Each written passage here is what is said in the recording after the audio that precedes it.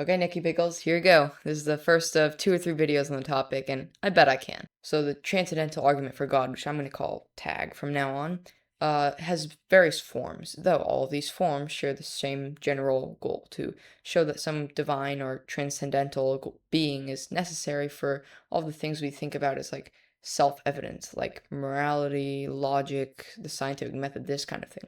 And some of these arguments give like a straightforward positive case for a conclusion, and some use modus tollens to demonstrate that a specific worldview, usually Christianity, is true. Today we're looking at a specific formulation of tag that was put forward some years ago by Matt Slick and kinda by Cy10 Bruggencate. Alright, let's get into it. So here's how the argument, this specific version, works. It tries to show 5 main things. 1, the laws of logic exist. 2, the laws of logic must be grounded within some kind of mind. 3, no human is that mind. 4, therefore there is some above us mind, more powerful than us mind, that we might not be currently aware of, but it must exist in order for the laws of logic to exist. And 5, we're going to call that God. So that's like generally what this argument is trying to do. And for this video, I'm going to be expressing that as the following 7 premises, just for ease of like referring back to it. So here's the syllogism. So premise 1 would be logical absolutes exist, or like the laws of logic exist. Premise 2 would be logical absolutes are conceptual. I'll get into all of these like things later. 3 would be concepts are mental. 4 are logical absolutes are transcendent. Then 5, like from premises 1 through 4, logical absolutes must exist within some kind of transcendental mind. 6 would be God is this mind, and then 7 is just God exists, therefore. So let's go through this premise by premise now. Okay, first just asserting that they exist. This seems just like self-evident or very like intuitive, right? Like surely A is always going to be the same thing as A. Either P or not P is always going to be true. And X can never be true at the same time as and in the same way as not X. Like this just seems like it would be impossible to dispute this. In fact, imagine I wanted to do so. If I wanted to deny, say, the law of identity, and I said, no, A is not always equal to A. Well, what am I doing there? Like, think about it. In order for my statement to be denying the law of identity, which is saying this object X is always equal to this object X, what do I have that picks out the first structure of sounds or like wave vibrations that you hear as this object X as the same thing as this object X that I'm then denying that they're not the same thing, that they don't have this relationship? Well, the only thing is their Xness. If I'm saying X is always equal to X, the only descriptive like details I can offer to pick them out as the same thing in order to then deny that relationship is their Xness. So then I'm saying, okay, something with Xness is always sufficient to be this specific thing.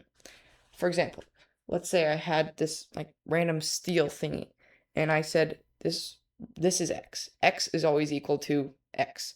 So if I call this X, then it has this property Xness. Its property of being Xness is X. Its property of having Xness is enough to pick it out as this object X.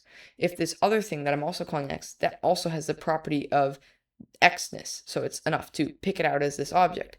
So Xness picks it out as this object here, and also as this object here. So in saying, no, X is not always equal to X, I'm just saying an object, like I'm have to presuppose the law of identity there in order for the thing that I'm referring to first and the thing that I'm referring to second to be the same thing in order for me to then deny that relationship. So like you just can't really deny these laws without running into a contradiction. Now obviously this is a problem because if I wanted to deny the law of non-contradiction, which is A cannot be this true in the same time and in the same way as not A, well, if I wanted to deny that, then it would be kind of begging the question to say, that can't be true because it entails a contradiction. So then you have to get into pair-consistent logical systems, which we're not going to dive into for this video, but just know that then you have to be okay with saying, yeah, the house is white, but the house is also not white. And that just, like, you can't really do that in logical discourse. So this premise one, seems very, very well founded. These things exist. Next premise. So this seems to be correct, right? As Matt Slick and other various proponents of this version of argument have offered in the past, well, I can't measure the law of identity or weigh the law of non-contradiction. These things are clearly not physical. And not only that, like, I can't detect them by measuring their wave frequency or seeing where they fall in the spectrum of, like, infrared light. So these aren't even detectable by any empirical observation or testing that we have. Yet, as premise one has just shown, we know they exist. So how can that be then? How can we arrive at this conclusion that they exist if they're not discoverable through any kind of empirical testing? Well, says Matt Slick and others, we know they exist because we think. Every time we think and have these, like, complicated thoughts that are expressing some kind of proposition, well, then we're presupposing these three laws of logic, which means this is how we actually know they exist. So because they exist in our mind, every time we use logic, we are presupposing these things. These things, he says, then, are conceptual. And from here, may seem a little early on to say this, but the argument just seems to be, at least to me, maybe not to you, but seems to me to be just simple. The next premise is just, for a concept to exist, it must exist in a mind. That seems just a tautology, does it not? Like, how would my friend, how would you have a concept of an apple without that concept existing in your mind? Like, it just seems, again, you can't dispute this premise. So then these laws are transcended, right? So this is saying that they exist beyond any human mind. And this is, while slightly more contestable, and I'll get into this later, seems to be pretty well backed up. So imagine one way to think about it is this. If I go and write down on a piece of paper, a rock is the same thing as a rock. And I put that in a time capsule and then I stuff it in the ground and I completely forget about it. And days go by, years, decades even, and then millennia later, it's still sitting there, pretend somehow the ink's preserved and everything. But nuclear wars have killed all of humanity. There is no intelligent, complex life still on the Earth, but there are still rocks. Would this statement still be true? Well, seems like, yeah, like a rock would still be a rock. So they can't be grounded by any kind of human mind, yet we know they still exist. So how can that be? Well, look what we just, like, discovered. These things exist, are conceptual, then therefore must exist within a mind and don't exist within any human mind. Ta-da, that was exactly what we were trying to prove. Now we just follow logically that and say that, look, these things have to exist. They're not existing within any human mind, and they have to exist within some mind, so they exist within a non-human mind. Ta-da, we're going to call that God. Wrap it up, folks. Like, theism or deism, it's true. Okay, like, what's wrong with this picture here? Well, first, just imagine that I'm not about to levy any criticisms here. What conclusion have we arrived at? There's this some kind of other mind that's not human, that has these laws and maybe is the reason for their existence. Great. Can we ascribe this mind any other properties? No. Like, it could exist within the mind of a snail or something, like some super weirdly, like, placed snail that is infinite and necessary, something like that.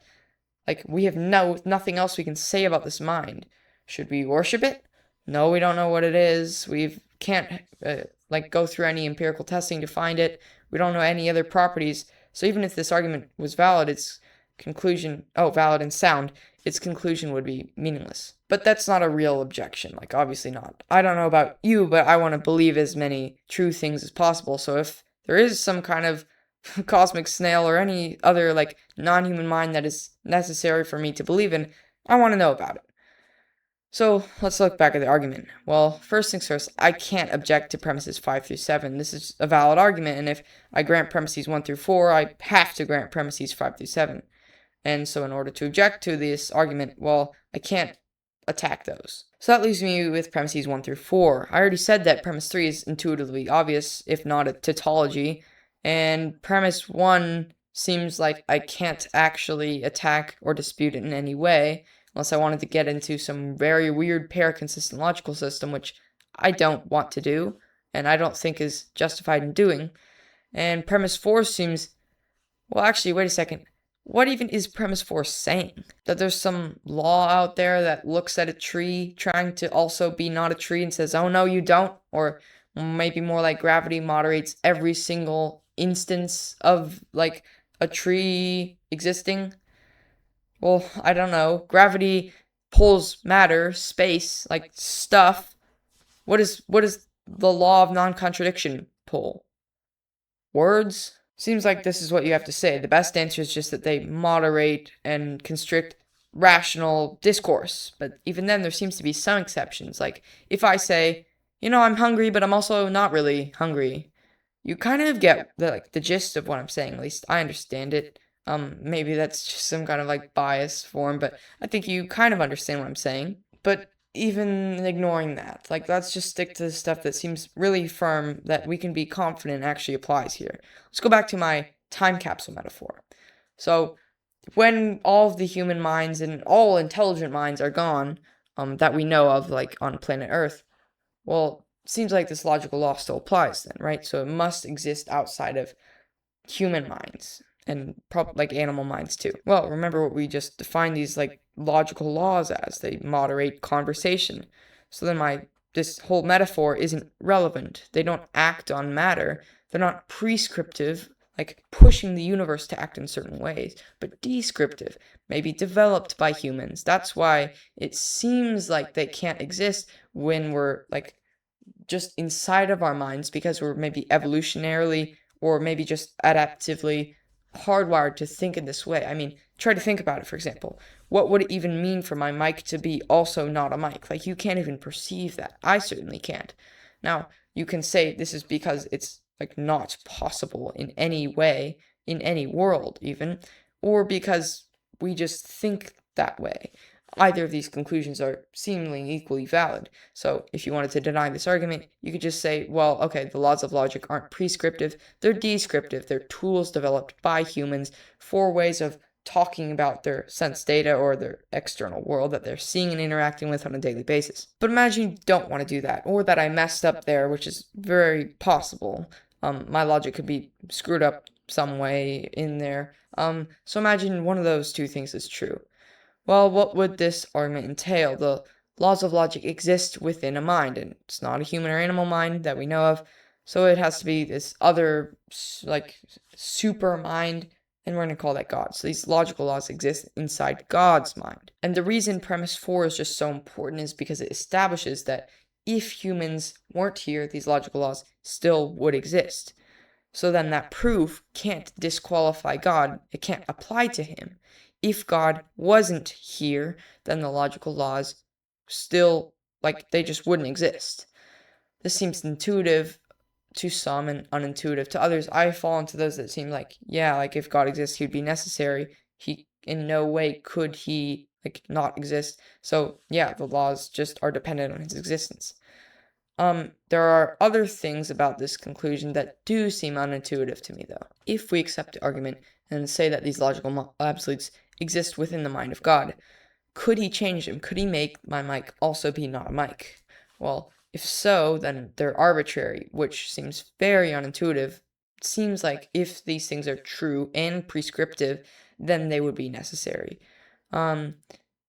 If he can't, well, then seems like he's just abiding by some higher standard. In fact, you get into some kind of Euthyphro-like dilemma here with the laws of logic. Either they're completely arbitrary, which seems really, really weird, or he's abiding by something higher than himself, which also seems like then God just doesn't really do anything for us.